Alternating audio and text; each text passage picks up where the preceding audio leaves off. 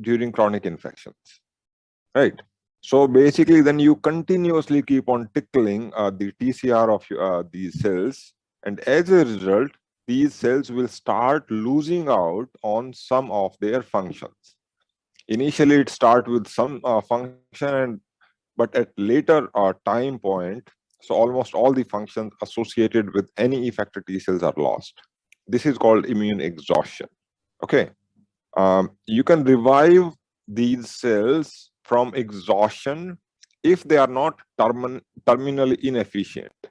Okay, so there are certain ways, certain therapies. For example, these immune checkpoints, like again, this is a little too advanced. Expression of PD-1. So these are inhibitory molecules which are expressed by your T cells, right? And if the level of this inhibitory molecule is too much, so unless you block these inhibitory molecules, your T cells will not be able to respond. This process actually is called exhaustion. And if you, for example, break the interaction between inhibitory receptor ligand pair, you can revive to some extent the function of these cells. Okay, but not at the stage when these cells were terminally differentiated or terminally exhausted. Okay, so there is a level at which you can revert the function of your cells from exhaustion, but if that level is crossed, so the cell is going to die eventually. So this is basically how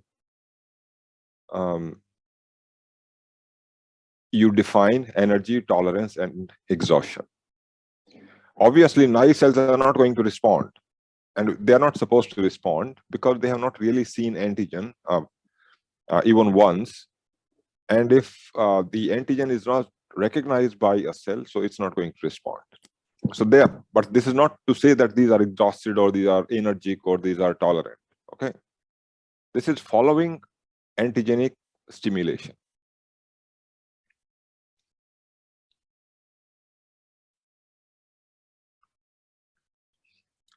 Well, yeah, there is a fine difference between tolerance and energy. Okay, so for example, a tolerance can be induced with high dose of antigen as well. Okay, energy is the process where even you're developing lymphocytes can acquire this phenotype. Okay, so let's not discuss about the fine details of tolerance and energy at this time point, because this will require understanding of the signaling pathways in these cells. But yes, you cannot really say tolerance and energy exactly same, but functionally, so these are same. Inability of these cells to respond.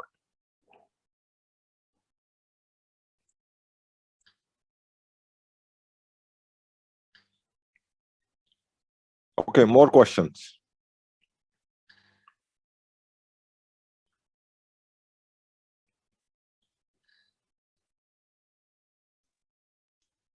So, can you go back to Landsteiner's work and like explain what he wanted to do?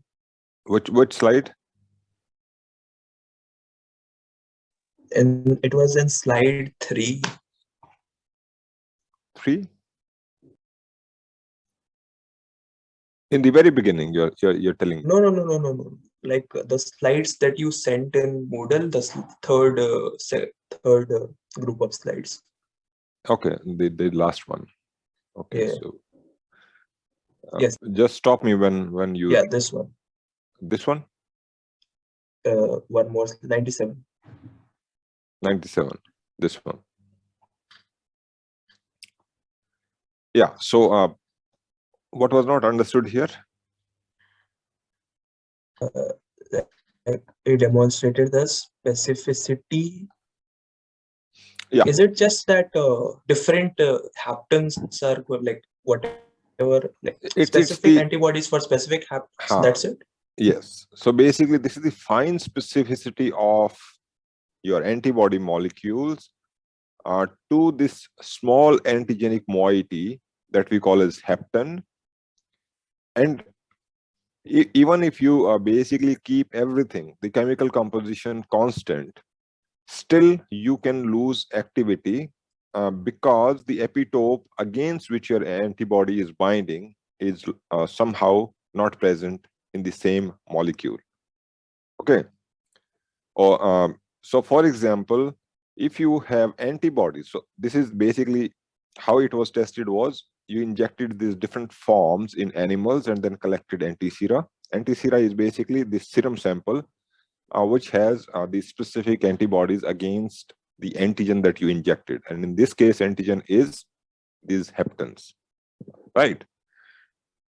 Now you have this serum sample and you try to establish the reactivity of those sera samples against these different um, antigen or heptans, right? Now, for example, if in the beginning, so if this was injected in some form which can induce immune response, as I said, alone if you inject these things, you cannot really induce immune response because heptans alone are not immunogenic, they're antigenic. Okay, but if somehow you make a formulation, okay, looks like I'm not audible, frozen. You are audible, sir. Audible? Okay, Yes, sir. yeah, fine. So antisera was basically collected from animals which were injected with either this, either this, either this, or this, right? And then you basically that this antisera against aminobenzene is reactive only against this and not against ortho, meta, or parabenzoic acid. Same is the case here. So if you have an antisera against orthoaminobenzoic acid, so it reacts only against this heptan, not any of the others, right? So this basically tells you that even if you have subtle differences in the antigenic moiety, you lose out on the reactivity. Okay. And basically this slide or this experiment that was performed by Karl and Steiner demonstrated for the fine specificity of antibody molecule. It's not like you have antibody against one antigen and it's going to bind to everything else. Okay, so that fine specificity was demonstrated experimentally for the first time using this experiment. Okay, okay. Yeah.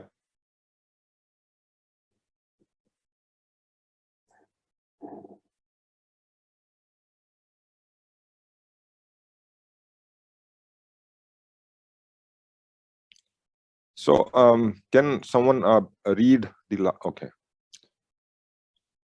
Is being energetic considered a disorder? Well, no, this is not considered as such a disorder.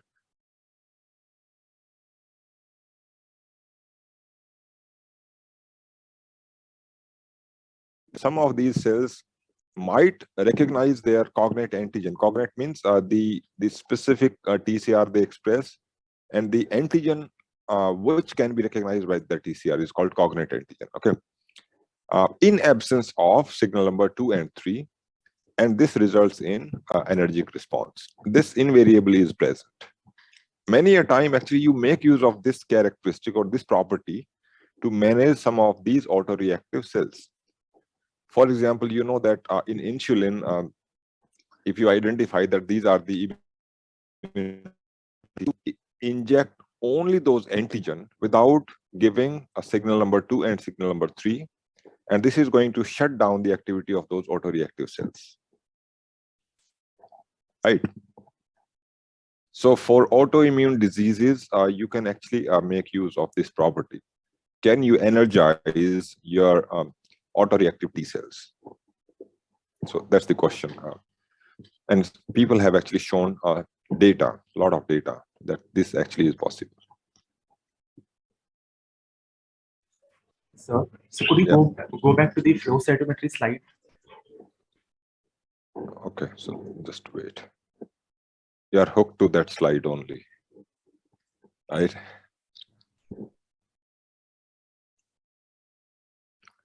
Ask your question. Sir, it was regarding, so like in that three figures you showed. So in the first quadrant, like so the first figure, first quadrant, how do we make sure that the cells are double negative cells or dead cells? Well, to begin with, you have to stain for a dye which can differentiate your dead and live cells. Okay, for example, if you use this dipropyrium iodide, so it's going to stain the DNA, nucleic acid in the cell, and nucleic acid will be available or accessible only when the cells are dead. So you exclude those cells, and then you basically set this gate in differentiate between double negative or double positive or single positive for CD4 or CD8. Fine, sir, got it. And sir, could you discuss the types of dendritic cells again? Briefly? Three types. This one, right? Yes, sir. Yeah, so the conventional dendritic cells are myeloid dendritic cells. Okay, so which can be identified first in their expression of CD11C and CD11B. Okay, these are conventional myeloid derived dendritic cells. Okay, now so there are other types of dendritic cells. One of them we call as plasmacytoid dendritic cell. Okay, the morphology of this plasmacytoid dendritic cell is like plasma cells. Plasma cells, you know, they originate from B cells following activation, right? And make antibodies. Based on the morphology, you call them as plasmacytoid dendritic cells. Their function is to recognize this virus infection at the first place and produce copious amount of type 1 interferons. That's the only function. They don't perform any function associated with antigen processing and presentation. Okay, so they are not antigen presenting cells. Plasmacytoid DCs are not antigen presenting cells. Okay, their only function is to produce type 1 interferon. Goal is during viral infection and in some cancers, right? Third cell type is follicular dendritic cells. Okay, although these follicular dendritic cells do not express a lot of MSC class 2 on their surface, still they can be classified as antigen presenting cells because the way they take up antigen and respond and rather process and present this antigen is different. How do they achieve this thing is through this this antigen antibody complexes. Okay, so you have the antibody bound to antigen, and through FC portion, so this binds to the FC receptor, and a lot of these FC receptors are present on these follicular dendritic cells. And once that receptor is ligated with this complex, so this complex is internalized, and then this is processed, and whatever was internalized, so will be loaded, the antigenic peptide derived from that will be loaded on MSC class 1 or MSC class 2, and then these cells can activate your T cells, depending on whether you are ligating MSC class 1 or class 2. For class 1, cytotoxic T cells, for class 2, the helper cells.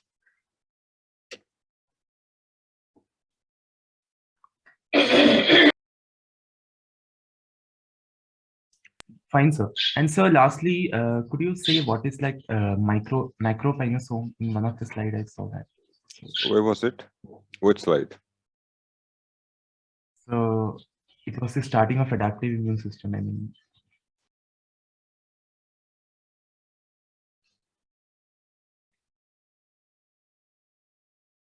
Where was it? so the third set only after the just tell me what is that term? macropinosome. Macropinosome. Basically, this is nothing but see, there are two processes. One is pinocytosis, and another is phagocytosis. Pinocytosis is basically where soluble antigens are internalized, and phagocytosis is where particulate matter is internalized. Right? Macropinosome is basically the where this proteinaceous antigen which is internalized by these cells is quite large. It's in form of aggregates that you call as pinocytosis, and the organelle.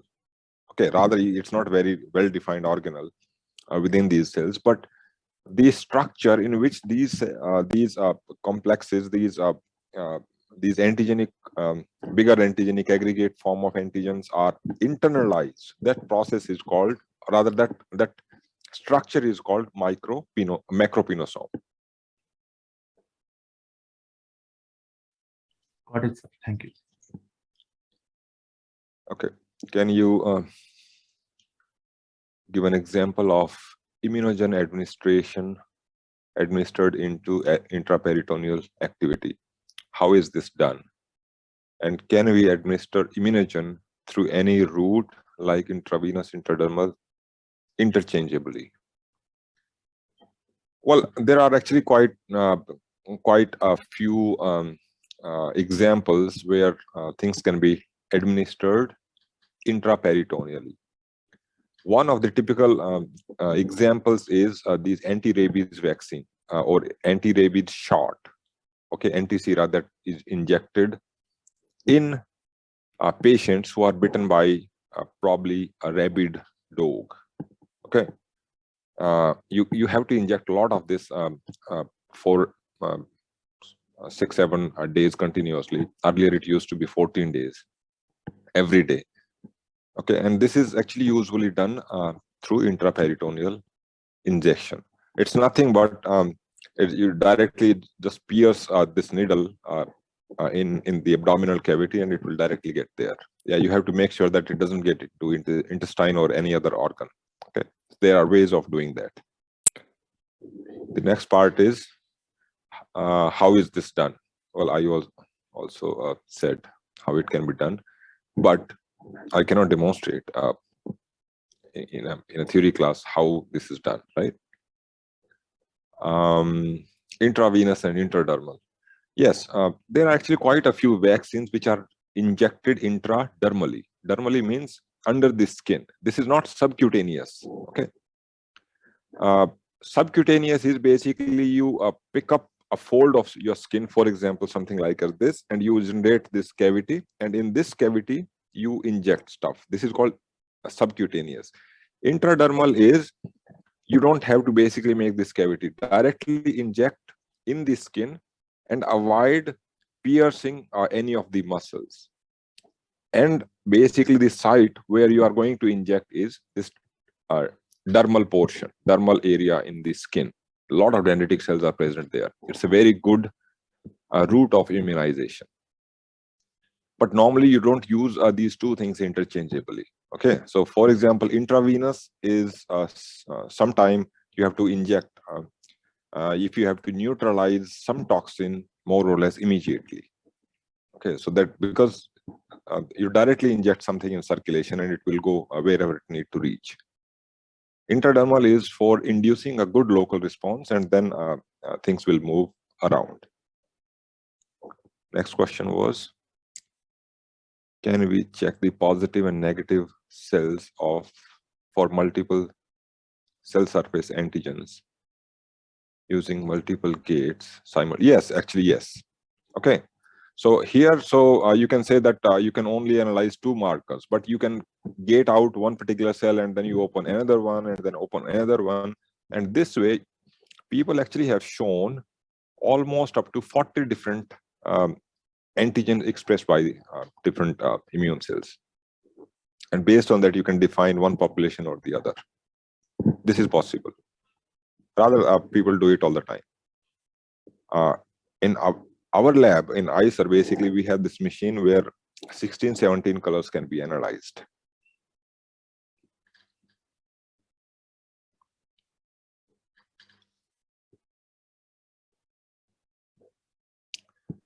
Sir, Yeah. so can you please explain once how the genotype of the recipient animal contributes to the immunogenicity? Yeah.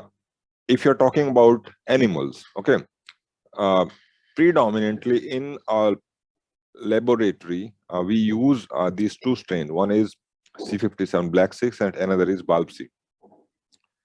Now, inherently, bulb C animals have a more Th2 type of response. Again, I'm introducing another term here. I have not really talked about what Th2 means. But this is a type of helper cell which predominantly is involved in antibody formation. Okay. So if you inject an antigen in bulb C animals which have an immune response which is Th2 driven predominantly, this is not to say that they never mount Th1 response or Th17 or Treg response. All these things are present. But their genotype is such that predominantly they tend to induce a Th2 type of response. And they are actually very good in antigen take up and eventually producing antibody response rather than cytotoxic T cell responses. Okay, C57 Black 6 animals are more used for Th1 kind of immune responses. Also the cytotoxic T cell response, right? Because these are interlinked. Th2 cells help antibody producing cells to produce better class switched antibodies, and Th1 cells efficiently help cytotoxic T cell so as to make them better killers. This is one example. So, but there are quite a few examples. For example, you have some animals which are C3HEJ. Okay, so they don't respond to LPS. So even if you use this LPS or bacterial lipopolysaccharides as adjuvant for promoting immune response, nothing will happen. So again, this actually depends on the genotype of the animal or the genetic background of the animal that you're using. Okay, sir.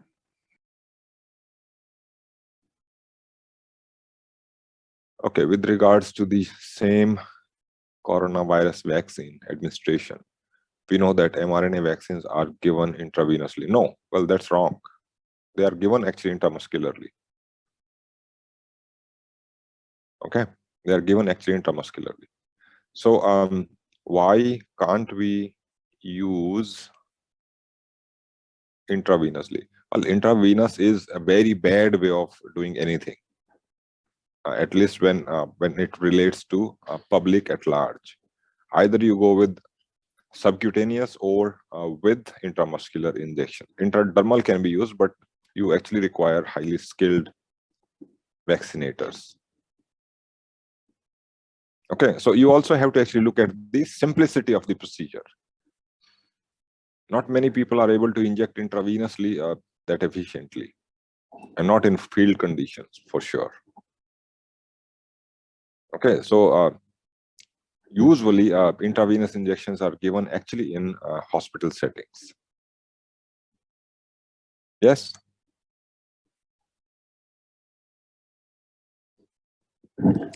Rather, if I were to come up with a preparation, I would rather go for an oral vaccine. You just open your mouth, put some drops, and that's it. That's the most simplified form of immunization. Although there are many things that needs to be considered before you can actually achieve an efficient immune response, just like polio drops, right? A lot of people are scared of needles. Okay, so what are draining and non-draining lymph node? Draining lymph node is the site, is the secondary lymphoid organ which is present in that local area where infection or injection is done. Okay. Rather, this draining means basically even if you get some infection in that area, so that will be drained first to the local lymph node. Okay, whatever is the local lymph node present there. And non-draining is basically everything far away from that is considered as non-draining lymph node.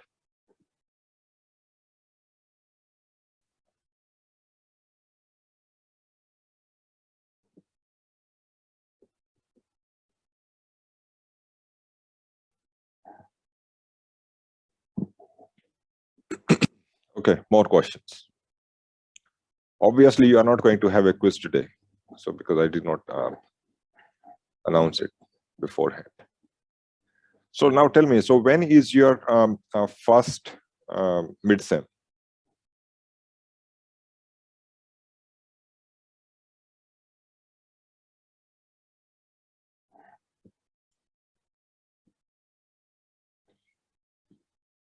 Sir, next week onwards, Okay, next February week. 7th.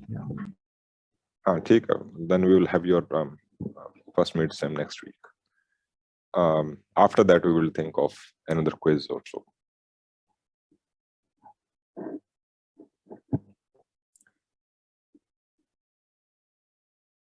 Yeah. Any more questions? Sir, do we Okay. know how interferons are produced? Huh? How interferons are produced inside the cell, in the granulocyte specifically, or in some other type of cell? Well, interferons as such are not found in these granules. Okay, so but every single cell in your body can produce type 1 interferons. Every single cell. The only condition is that it should be infectable by the virus or viral moieties. So it should be able to basically have those innate immune receptor which recognize viral elements. For example, double-stranded RNA. For example, this inflammasome pathway elements, NLRs, Rigi molecules. So if and these actually are present invariably in all kind of cells.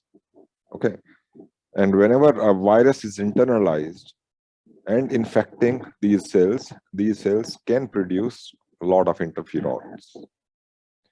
Now, once these infected cells produce interferons, then produced interferons do not discriminate between the infected cell versus non-infected cell. So then they work both in an autocrine and paracrine fashion. So if they are basically acting on paracrine fashion, so they are actually going to make the other cell type refractory to virus infection.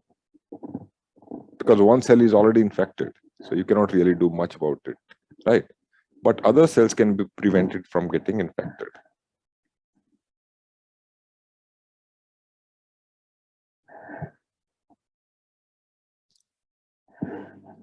Right? Yes, sir. And sir, can a poor immunogen, which is of very small size and soluble in nature, can that be a strong antigen? Well, yeah, obviously it can be a strong antigen. For example, to begin with, this is very small in size, and you have just injected it without any complex formation, right? It's going to be a very poor in immunogenicity, right?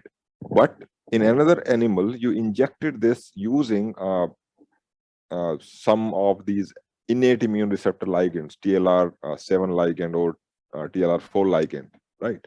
So in that, you are going to induce a good antibody response. Now, if you steal antibody from the latter animal and you try to probe against that antigen or that small molecule, so yes, it will bind, it will show actually a lot of good antigenicity binding to that specifically formed antibodies.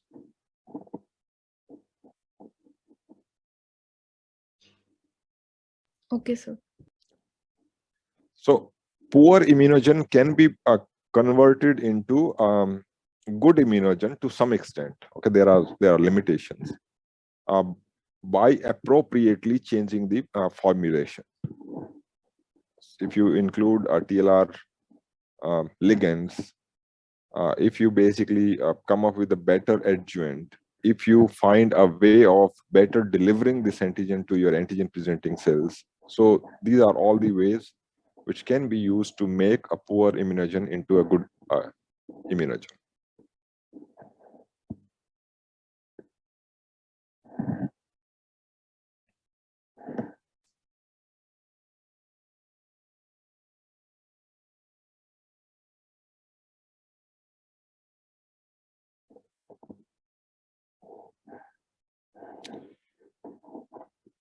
Okay, so if no more question you have left that I can take, so let's talk about some of the other things in the course. Okay. Sir, there is one last question. Yeah, what is it? Whatever molecules or mechanisms we have studied for antiviral or for viral infections, they are all intracellular. So, do we also have some extracellular mechanisms for virus? Because it's outside, so Basically, you're talking about endogenous mechanisms or something that you can actually inject from outside. both, sir. Well, one thing actually is basically if you have these preformed antibodies which are reactive to these viruses, right? You can make, there are different ways of making these antibodies, either by immunization or collecting serum from infected individuals, or by genetic engineering approaches, where, or by for example, phase display technology. So using all these approaches, you can make these antibodies very quickly in large abundance against whatever the virus you want to target, right? And those antibodies can be injected from outside, and they are going to neutralize this virus before it infects these cells, right? And for example, these chemical inhibitors, which can actually directly bind to the viral antigens or exposed antigen on surface of these viruses. They can also be used as the agent which can modulate viral infection exogenously. Yeah, I understand that many of these antiviral drugs that you try out, so they are first internalized, they are first present in these cells, and then they work. Okay, but yes, this is possible. Antibody is a very good example. Rather, their only mechanism of action is to work in extracellular spaces when the virus is not internalized, right? There are quite other few things that you can try out to neutralize this virus with some chemicals.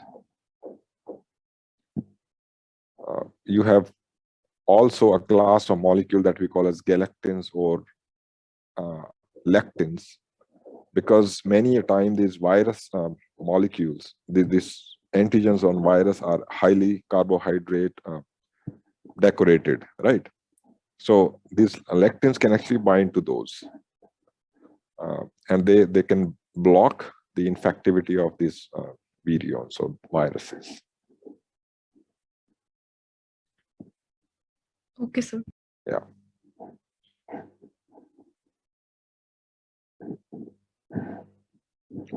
Okay, so we already talked about adjuvants, right? How basically adjuvants work. There are predominantly four mechanisms. One is depot effect, where there is slow release of the antigen. Second is promotion of co-stimulatory signals. Third is enhancement of local inflammation.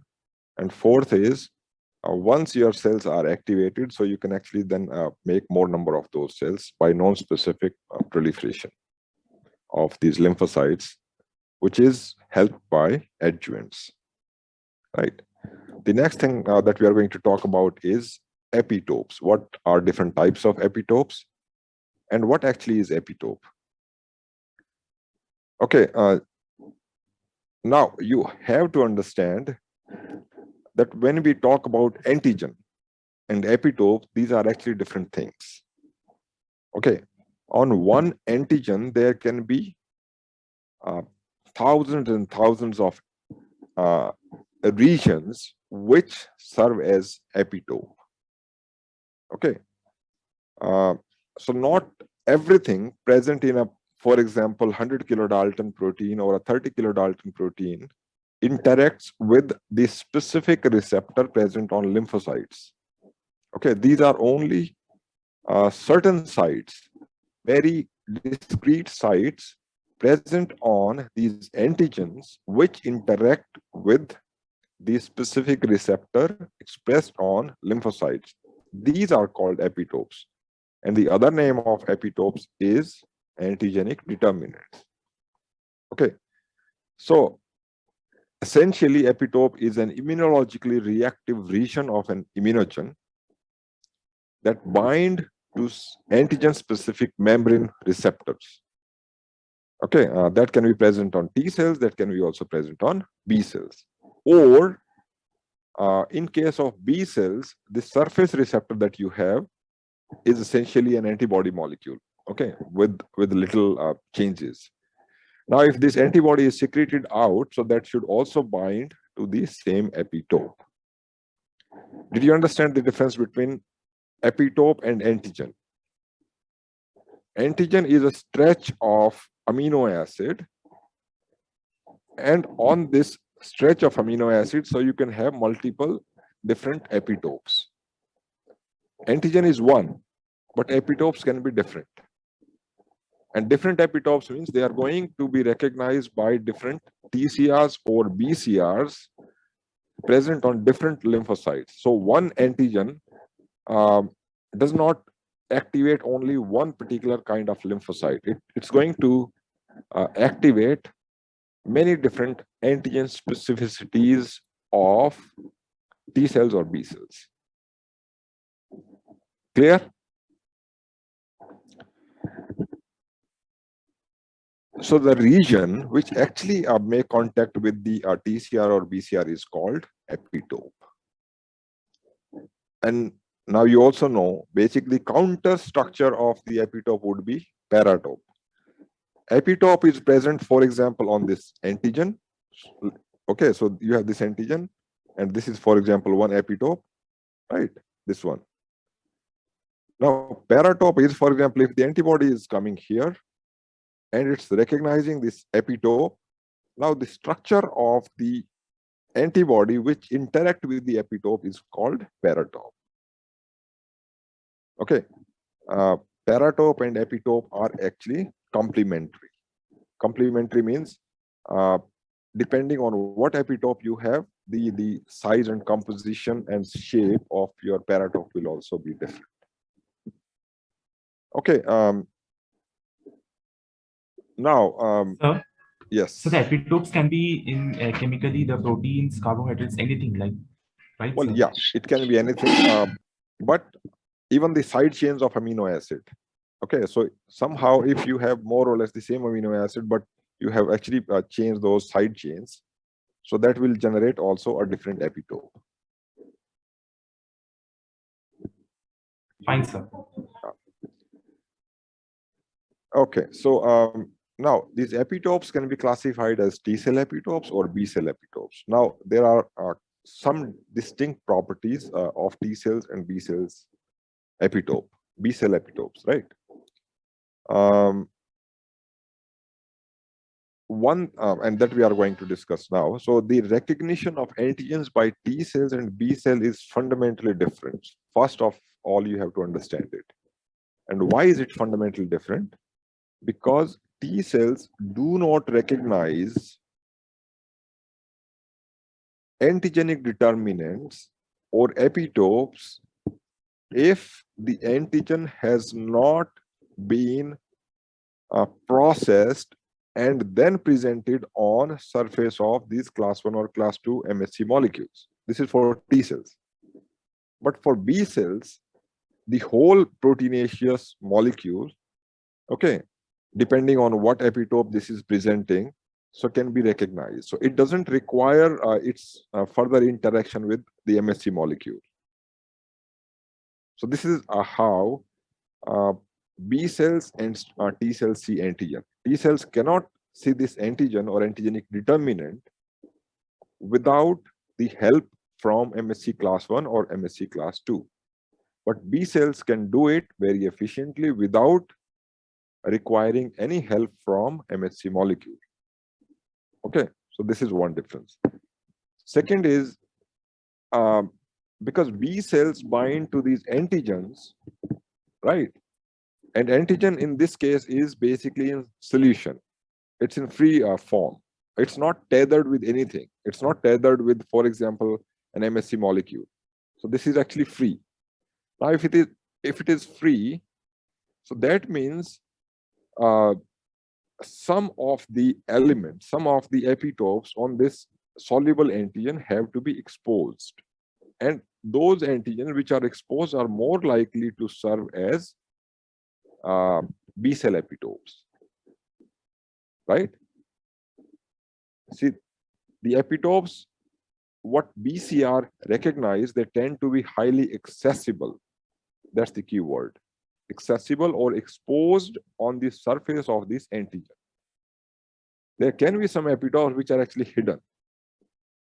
So you have the whole protein. Predominantly, these are basically on the surface, but some epitopes can also be present on the area which actually is not accessible. Okay, and many a time actually these are the one which actually help causing the effector molecule or effector functions of the antibody molecule. Okay, but predominantly, in order to induce activation of your B cells, you have to have the exposed moieties on surface of the antigens, right? That is not the requirement for your T cells. Okay, for T cells, these epitopes can come from anywhere. They can be on exposed antigens, they can be very hidden somewhere in the three-dimensional structure of the protein.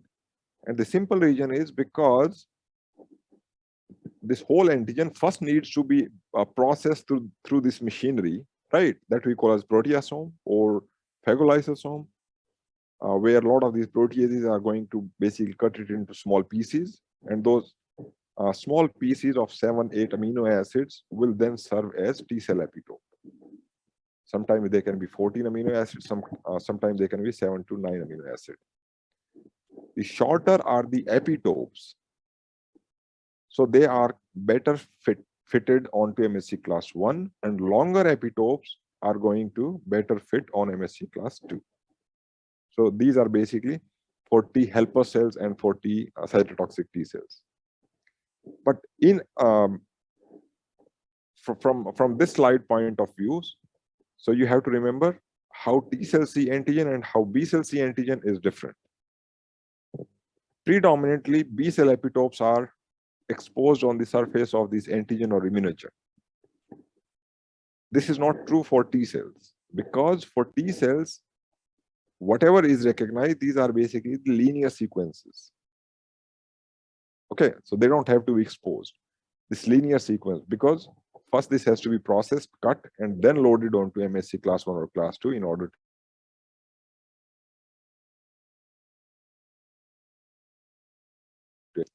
Now, again, properties of B cell epitopes.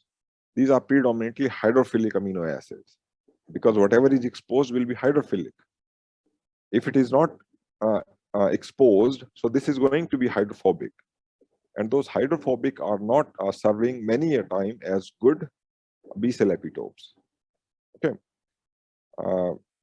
They are composed of hydrophilic amino acids on the protein surface that are topographically accessible to membrane-bound or free antibodies. And membrane-bound antibody in this case would be called as B cell receptor, and free antibody is basically this antibody, whatever is present in circulation, blood, extracellular spaces, and so on and so forth. Right. Now, B cell epitopes can also consist of sequential or non-sequential amino acid. Sequential amino acid is what? Basically, you have this whole protein, for example. It has its sequence starting from, let's say, 1 amino acid, and then eventually you go to up to 10, 11, 12, 13, 100, 200, whatever. It's a sequence, right? Now, if these epitopes are coming from a linear, a contiguous sequence of these amino acids, we call them as sequential B cell epitopes. For example, in this, this is basically sperm whale myoglobin. Okay, this is an antigen, A lot of amino acids are present. Different sequential epitope. One is from 146 to 151. Second is 56 to 62, 51 to 21, 103 to 119. So basically, this is a linear sequence.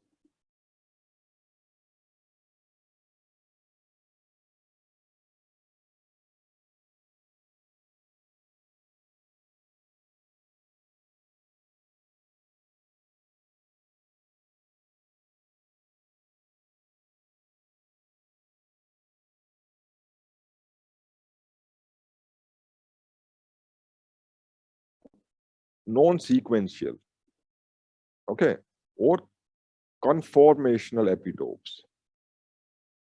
Okay, so this is not as such a sequence like 1, 2, 3, 4, 5, 6, certain form, right? So you might have something like either 1, 2, 3, 4, 5, 6, 7, 8 amino acids, right?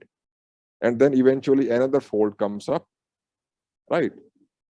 After this linear sequence, then you, at some time point, you might like 201, 202, 203. Now, it can be that one epitope might consist of the amino acid, which is like 51, 52, 53, and then 201, 202, and 203. So this might constitute as one epitope. Now, this one epitope would be called as non-sequential or conformational epitope. All right. So did you see the difference between these two, sequential and non-sequential? The another reason why you can actually create these non-sequential epitopes is because of these disulfide bond formation, which actually are responsible for providing these structures to your proteins, right? And how do you know actually this epitope is a sequential epitope and this is not a linear epitope? The simple thing that you have to do is you have to just break those disulfide bonds. And once you break those disulfide bonds, then your protein will become linear. And once it becomes linear, then if your antibody does not bind to that protein, so you would call that in its configuration, so whatever the secondary or tertiary structure this protein had, so you got the reactivity, but once you linearized it, you have lost the activity.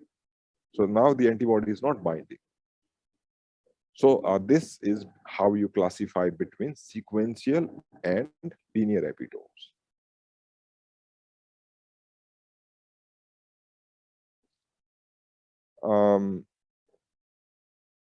So there are other properties of, so basically B cell epitopes, they tend to be located in the flexible region. Okay, so you have basically a protein.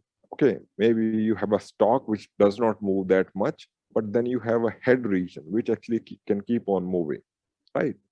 So your B cell epitopes tend to lie actually in this region, the flexible region, because they actually can be recognized more efficiently by this BCR, which is present on surface of your B cells. And because of these flexibility, these movements, so you can actually get a good interaction, right? Flexible region. So that's one thing. Side mobility of epitopes maximizes the complementarity between the antibodies binding site. The other name of that is paratope. Okay. Fourth point that you have to remember is that complex proteins, they can contain actually multiple overlapping epitopes.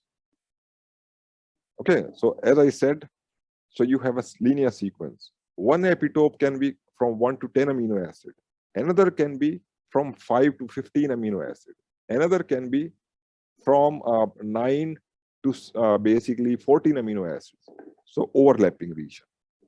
So they can actually serve as discrete epitope. Okay. Now there are a few things that you have to remember about these epitopes. One is basically immunodominant. Rather, immunodominance is basically the term that is used to define the area, the epitope, which is able to induce very efficient B cell response, immunodominant. Or maybe if you injected this whole antigen, which has hundreds and hundreds of these epitopes, out of those hundreds, maybe one or two is highly immunogenic. That would be called as immunodominant, immunogenic, highly immunogenic. So that means, for example, if you measure the total response against the whole antigen, almost 80% or 70% is directed towards those 2 or 3 amino acids, or sequence of amino acids or epitopes. And rest 30% or 40% is scattered throughout these different epitopes, right? So based on this hierarchy, so you classify them as immunodominant, subdominant, or non-immunodominant, against which you do not generate immune response. Subdominant, where you have the intermediate level of immune response. Immunodominant, basically where you have the major amount of response directed against those epitopes. This is how you classify these as immunodominance of epitopes. And see, the idea for generating any vaccine is to come up with the epitopes which are immunodominant in most individuals, right? And for example, if you have the whole antigen, and you know that 80% of the response is directed towards only those 2 of epitopes present in this protein, then you don't have to inject everything. I think we have to stop because it looks like someone else is logging on. So we'll continue from here.